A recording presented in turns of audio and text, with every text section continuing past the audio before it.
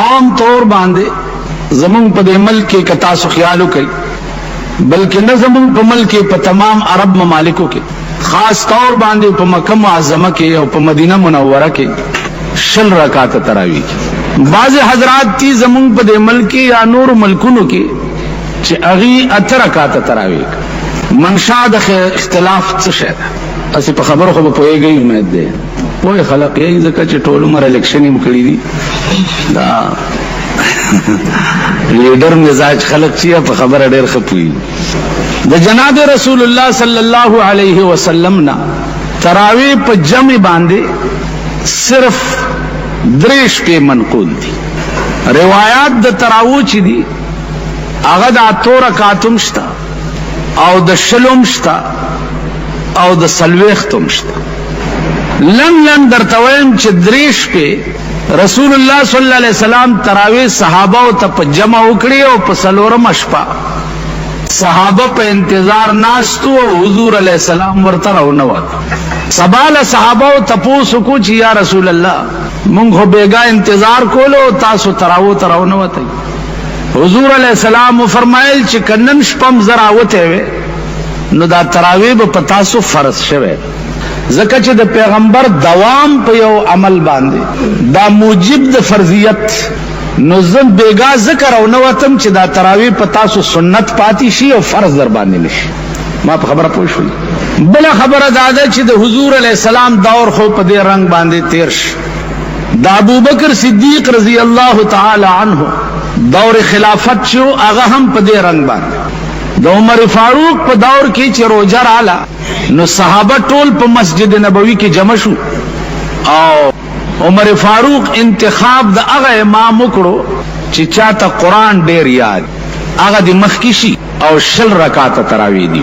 د عمر فاروق تمام دور خلافت چې ده هغه په 6 رکعات تراویح باندې تیر شو اوس زمون په دې ملک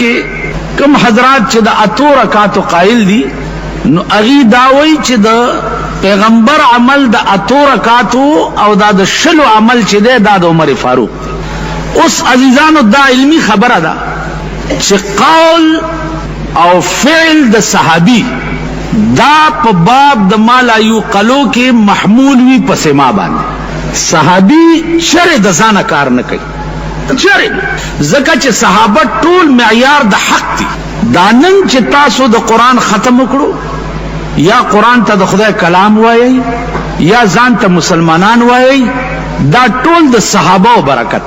زکه چې صحابه چې دا د پیغمبر نه برای راس اخذ کون کیو د دین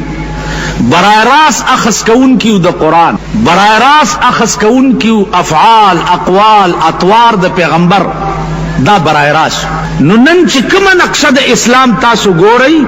او تاسو په مخ کې پرته ده نو دا د صحابه وجه که دا ثابت شي چې صحابه هم په منځ کې خیانت کون کیو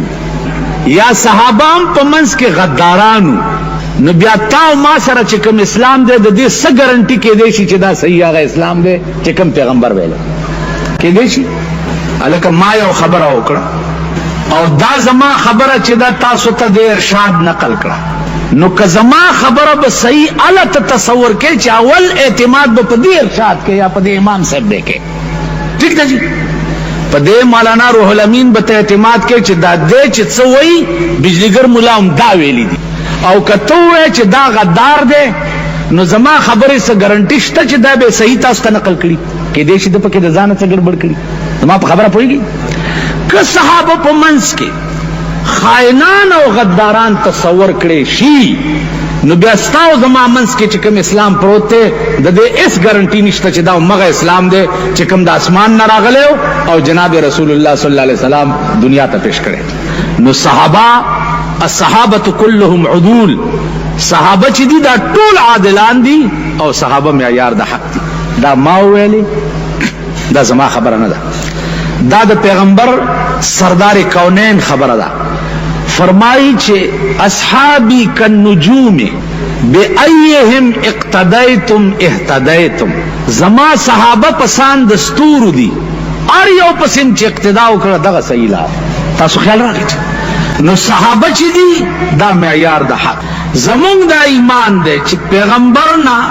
پاتې شوی دین صحابه، تابعین، تبع تابعین، ائمه مجتهدین، ائمه مفسرین، علماء کرام، دا مغه رنگ دی چې کوم اسمان نه نازلو نو صحیح تر مونږ پورې د خلق په واسطه را رسیدل. نو اول بدا ایمان غنئ چې صحابه چې دي دا معیار ده. ځان نه به د شیعاګانو ورونه نه جوړوي. شیعه او زمونږ منځ کې څه اختلاف دی؟ شیعاګان وایي چې د حضور نه رستو خلافت حق د حضرت علی او ابو بکر صدیق واغست. نو په دې زمونږ او داغي جګړه ده. نو زما ورسره جګړه نه کوم، او زه ورته دا وایم چې تاسو په ایمان وایي چې کوم سړی په کور کې خپل ښځې سره فیصله نشي کولی، خپل زوی سره نشي کولی، خپل لور سره نشي کولی، هغه دا حق لري چې نن نه 1400 کاله رستو د صحابه فیصلې وکړي. هلکه خوار شي ستا ښځه یې رڼه ګډه ده، ټوله ورځ بار ګرځي، په هغې باندې د صحابه قابو نه راځي او د هغې سره فیصله نشي کولی. ته نن نه 1400 کاله رستو لاړې د ابوبکر